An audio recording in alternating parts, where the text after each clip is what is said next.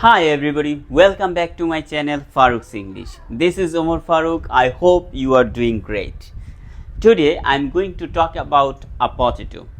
I will explain everything you need to know about a potato. So let's begin. This is a potato. It is round in shape.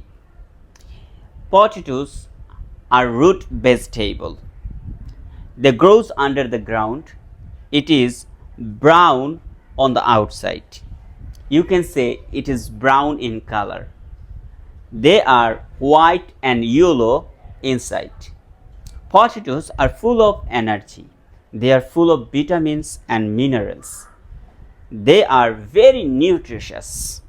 It is found all over the world. You can cook it in many ways. You can boil it, you can fry it, you can bake it. Chips and fries are made from potatoes. Potatoes are loved by children and adults.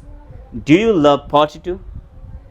If you like, let me know in the comment section. Thank you so much for today. See you next one. Bye bye.